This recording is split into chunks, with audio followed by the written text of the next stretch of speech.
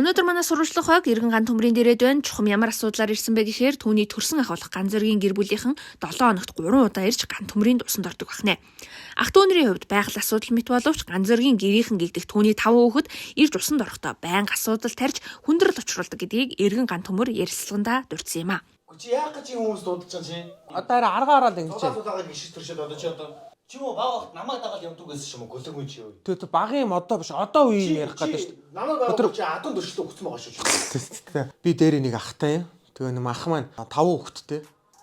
Тэгээ манаа дэрж усанд ордог юм. Яг усанд эрдгээс нь ахуулаад ярил л та. Эднийхээ ингээд 5 хүүхдэд агуулад ороод ирнэ ах. Орж ирэл энэ коридороор дүүрэн шавар шалбаг тариад гутлаа тайлан битүү шивэр тэр холомс өмнөр танаар бүр амар. Тэгэл нэг хүүхэд нь орлоо гэж бод. Нэг хүүхэд нь орлоо байндаа ус дүүргэж орно. Заавал ч хөдөө 5 хүүхэд.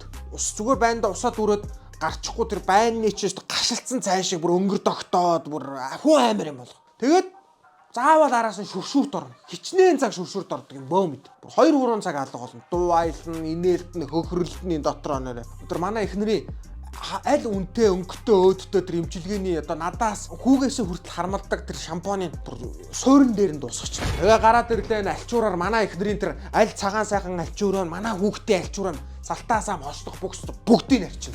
Энэ хөргөч мөргөчөндөө бага аль өнгөтэй өөдтэй бүгдийг чинь олж өнгөө зүг суурин дээр нь идэнэ.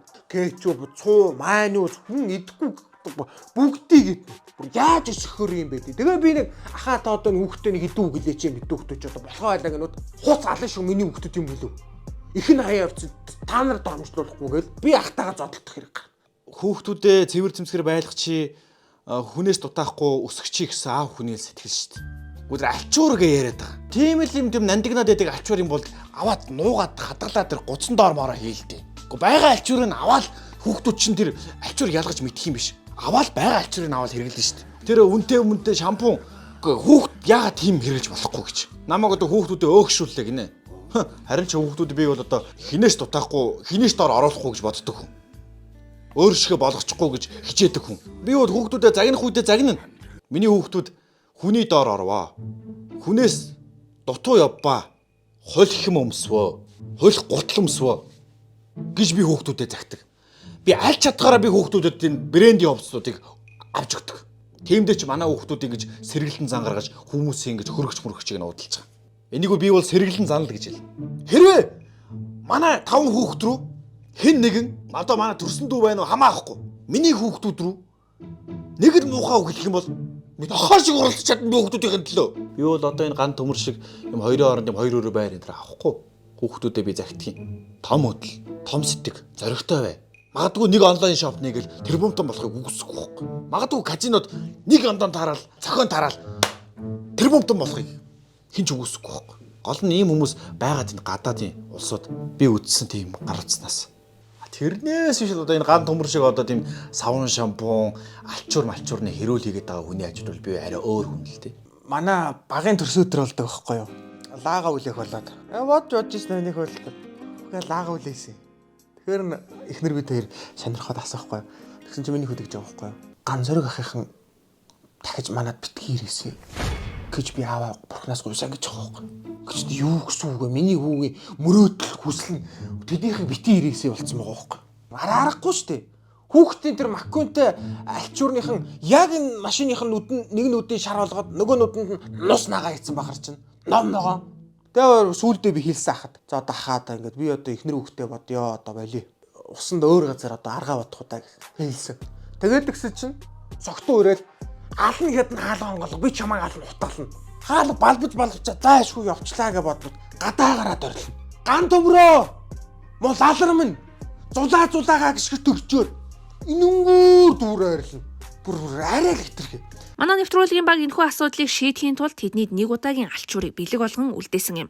Ах дүүнэрийн хувьд байх асуудал уу, аль эсвэл байж боломгүй зүйл үү гэдгийг үзэгч та бүхэн тунгаан үзье. Энэ юу юм бэ? Нэг удаагийн альчуур. Энд одоо альчуураа нэг удаадаа гэх юм уу тийм ээ? Одоо хэрглэж үзчихэж л би хэлээ та нарт яаж ийж ийн гэдэг нь. Одоо хэрглэж үзээгүй маа мэдэхгүй маа тийм ээ? Энэхүү ярилцлаганаас 2-7 хоногийн дараа гомдол мэдүүлсэн иргэн ган төмөр биднийг дахин дуудсан юм а. Чухам яагаад дуудсныг хамтдаа сонсцгоё. Ах бид төрч учраа олсон. Тэгээд хамгийн гол нь танаа нэвтрүүлгийн хамт олныг бичлэгээ устгаад өгөөч ийл гэж гоох гэдэг цацаад шаардлага байна уу? Тэгээ ивэ болцсон юм чил гэж бодоол. Энэ ёстой амар юм аа.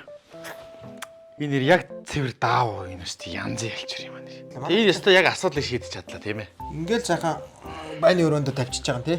Ахийнхаа ирэхээр ингээл эндээс нь ингээл манай баг тэгээ 2 дахь 3 дахь 4 дахь 5 гээл ингээл бүгднгээр нь арчиж байгаа юм өстой амар. Толгоороо арчлаа, бие арчлаа, тэгэл тэр шалыг арчлаа, гутлаа арчлаа. Тэгэл аваа явчих жоохгүй энийг. Тэгээ энийг бол дан ганц удаа айл өрөх гэхгүй өсчин гоо сайхны газруудаас хэрэглүүл тийм ээ.